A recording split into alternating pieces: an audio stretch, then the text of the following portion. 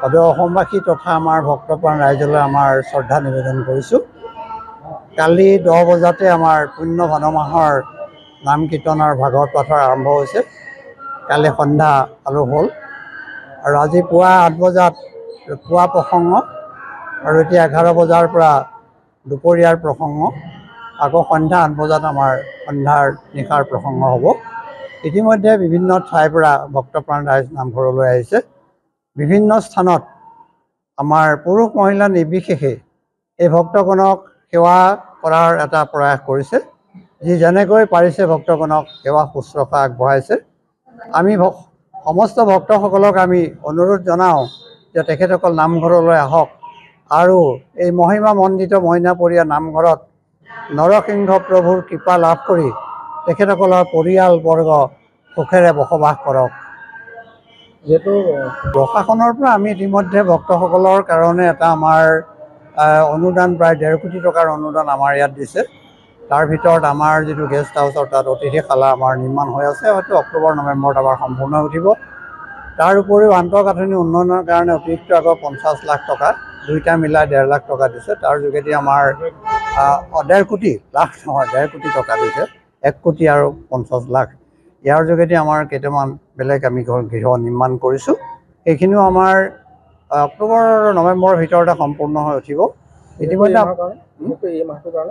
এই মাহটোৰ কাৰণে আমাৰ পূৰ্বৰ কিছু ঘৰ আছে, সেইখিনিত আমাৰ ভক্তসকল আহিলে ব্যৱস্থা কৰা হৈছে। আৰু আপোনালোকে দেখা পাইছে যে আমাৰ নামঘৰৰ কাষৰ যিসকল লোক আছে তেখেতসকলে বিনা কোনো ধৰণৰ মাচুল নোলোৱাকৈ আগৰ পৰা গাড়ী বা বাইকসমূহ তেখেতসকলক থ'বলৈ দিয়ে। এইবাৰো আছে। আমাৰ নামঘৰেও নিজাববীয়াকৈ প্ৰায় 3ডোখৰ স্থান আমি কৰিছোঁ। নামঘৰ পোৱাৰ আগত এডোখৰ, সমাজ কল্যাণ সংঘৰ ফিল্ডত এডোখৰ, আৰু আমাৰ নামঘৰৰ কাষতে দেখিছোঁ যেতিয়া আমাৰ তাত বনাই থকা হৈছে সেইডোখৰত প্ৰায় 80-90খন গাড়ী ধৰিব। যে ভক্তসকলে আহি তেখেতসকলৰ গাড়ীসমূহ যথাস্থানত থৈ পৰম পিতাক সেৱা কৰাত আমাৰ যিমান পাৰি সহযোগিতা আগবঢ়াব লাগে আমি সহযোগিতা মই দীঘলীয়াকৈ আছোঁ, সঁচা কথা, কাৰণ প্ৰায় 14 বছৰেই মোৰ প্ৰায় হৈছেগৈ। কিন্তু হ'লেও নলমৰে গজালি উঠে। পিছৰসকল আমাৰ আগবাঢ়ি আহিছে, আপোনালোকে দেখা পাইছে। তেখেতসকলৰ সম্পূৰ্ণ সহযোগিতাত মই মাত্ৰ আসনত বহি আছোঁ মূলৰ। গতিকে ভক্তসকলৰ সমাগম দিনক দিনে বৃদ্ধি পাইছে। এতিয়া আমি দেখা পাইছোঁ যে বহু লোকে তেখেতসকলৰ ঘৰত কিবা এটা অসুখ হ'লে, তেখেতসকলৰ ল'ৰা ছোৱালীয়ে যদি ভাল কিবা অনুষ্ঠানত চাকৰি বাকৰিৰ কাৰণে কিবা কৰে বা কিবা আশা কৰে, তেতিয়াহ'লে আমি দেখা পাইছোঁ যে তেখেতসকলে ইয়াত এখন শৰাই দিয়ে। আৰু বৰ্তমান আপোনালোকে গম পাইছে যে আমি প্ৰত্যেককে আগতে এটা দিনত এখন ভাওনা পাতিবলৈ সুবিধা দিছিলোঁ। কিন্তু এতিয়া সেৱকীৰ সংখ্যা ইমানেই বৃদ্ধি পালে 10-12জন আমি সেৱকীক একেলগে গোটাই তেখেতসকলৰ সন্মিলিতভাৱে ভাওনাখন পাতিবলৈ আমি সুযোগ দিওঁ। আৰু প্ৰতি মাহতে কমেও 2খন অৰ্থাৎ 20-22জন সেৱকে দিয়ে।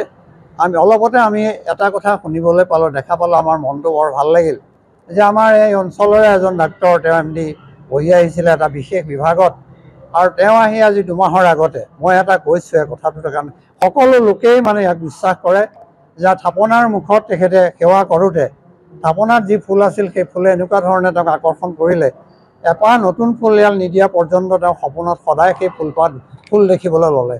গতিকে তেওঁ নিজে আহি নিজৰ মাতৃক লৈ আহি ইয়াত সেৱা কৰি এপাহ ফুল গুৱাহাটীৰ পৰা আনি তেওঁক সংযোজন কৰাৰ পিছত সপোন দেখিবলৈ এৰিলে। আৰু সঁচাকৈয়ে তাৰ পিছতে তেওঁৰ যিটো ফল, সেই ফল লাভ কৰি বৰ্তমান তেওঁ এজন বিশেষজ্ঞ ডক্তৰ হিচাপে প্ৰতিষ্ঠিত হৈছে। গতিকে আমি তেখেতসকলক সেৱা কৰোঁ, শুশ্ৰূষা কৰোঁ, আমাৰ ব্যক্তিগত কথা একো নাথাকে।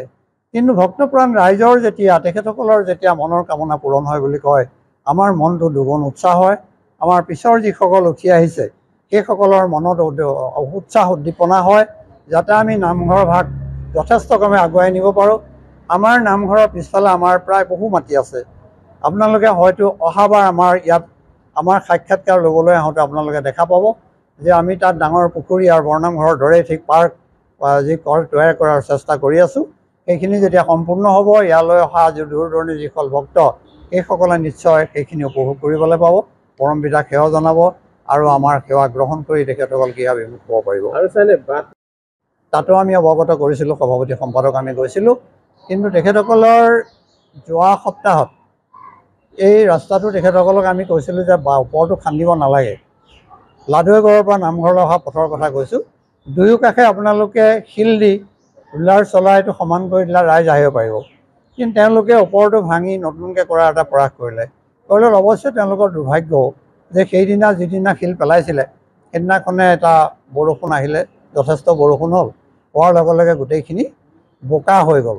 তাৰপিছত ৰাইজে যথেষ্ট, আজি কিন্তু আমি আকৌ দেখা পাইছোঁ তাত তেওঁলোকে গাঁতখিনি মাৰি, মই এতিয়াও লগ কৰি আহিছোঁ তেওঁলোকক, দুদিনৰ ভিতৰত তেওঁলোকে এইখিনি পূৰ্ণাংগ কৰাৰ কথা কৈছে। কৰা মানে তেওঁলোকে এতিয়া বৰ্তমান চেণ্ড গ্ৰেভেল দি মানুহ অহা যোৱা কৰি দিব আৰু পকীকৰণৰ ব্যৱস্থাটো চাগে পিছত কৰিব। কাৰণ এইটো ৰাস্তাৰ কাৰণে আজি বহুত দিনৰ পৰা শুনিয়ে আহিছিলোঁ। ইয়াৰ যিটো আপোনাৰ কণ্ট্ৰেক্টৰ তেখেতেও অলপ বুজিব লাগে। মই নিজে ফোন কৰিছোঁ, মই এতিয়া দেখা পাইছোঁ যে তেওঁলোকৰ যিটো গ্ৰেভেল পেলাইছে তাত যথেষ্ট পৰিমাণে বোকাই বেছি আছে। মই কৈ আহিছোঁ আহোঁতে এইটো পেলালে হেৰি লৈ উঠি গুচি যাব আপোনালোকৰ। কিন্তু আমাৰ নিজৰ এজন অসমীয়া যুৱক বৰা, তেখেতক মই নিজে ফোন কৰিছোঁ, আমি অতি আনন্দিত হৈছোঁ। তেখেত এজন কোটিপতি কণ্ট্ৰেক্টৰ, গতিকে তেখেতৰ যোগেদি যদি কামটো হয় তেখেতো আগবাঢ়ক। আমাৰ অসমীয়া নিজৰ এজন যুৱক হিচাপে আমি তেখেতক আশীৰ্বাদ প্ৰদান কৰিছোঁ। কামখিনি খালি ভাল। এই মাহত মানে আমাৰ এই মাহৰ পকীকৰণটো নহয়, কিন্তু নামঘৰলৈ এইটো আৰু দুদিনৰ ভিতৰতে হ'ব বুলি কথা দিছে। গতিকে ভক্তসকলে ইয়ালৈ আহিব পাৰিব। যি আমাৰ লাডুগড় চাৰিআলিত যিখন অভাৰব্ৰিজ বনালে চৰকাৰে, এইটোতো আৰু এটা তেওঁলোকৰ প্ৰকল্পত সেইটো পৰি গৈছে। আমি ইতিমধ্যে আমি এই কি কয় ফ'ৰলেনৰ যিসকল কৰ্তৃপক্ষ আছে তেওঁলোকৰ লগত ইতিমধ্যে আমি কথা বতৰা পাতিছোঁ। তেওঁলোকে গ্ল' চাইন মানে ইয়াৰমাৰ্ক কৰি পেলাই মইনাপুৰীয়া নামঘৰলৈ বুলি তেওঁলোকে ইতিমধ্যে চাইনবোৰ্ড বনাইছে। আমাৰ লাচিত বৰফুকন মৈদামৰ যিটো জইণ্ট সেইখিনিত এখন থাকিব আৰু ঢেকীয়াখোৱা আলিমূৰ পাৰ হৈ হাতীপুৰা ৰাস্তাৰ সন্মুখত সেইখিনিতো এখন তেওঁলোকে ফলক লগাম বুলি কৈছে। তাৰোপৰি আমাৰ এই নিৰ্দিষ্ট চাৰিআলিতো এখন তেওঁলোকে মইনাপুৰীয়া নামঘৰলৈ বুলি এখন চাইনবোৰ্ড তেওঁলোকে নিৰ্মাণ কৰিবলৈ আমাক কথা দিছে আৰু এই সপ্তাহৰ ভিতৰতে তেওঁলোকে হ'ব বুলিও আমাক জনাইছে। গতিকে এই সম্পৰ্কত আমি ভাবিছোঁ তেখেতসকলৰ পৰা মানে উপযুক্ত সঁহাৰি পাম। কাৰণ আমি পূবফালে ঢেকীয়াখোৱা নামঘৰৰ গেটৰ সন্মুখৰ পৰা অলপ আগত এখন আৰু পশ্চিম দিশত যোৰহাটৰ ফালে লাচিত বৰফুকন মৈদামৰ সেইখিনিত এখন আমাৰ ফলক থাকিব, যিখনে ভক্তসকলক তেখেতসকলৰ চাবৱেদি মানে যিখিনি আমাৰ ছাৰ্ভিচ ৰোড আছে সেই ছাৰ্ভিচ ৰোডেদি আহি পেলাই আমাৰ মইনাপুৰীয়া নামঘৰলৈ তেখেতসকলৰ আগমনত সহায় হ'ব বুলি আশা কৰা হৈছে। ধন্যবাদ।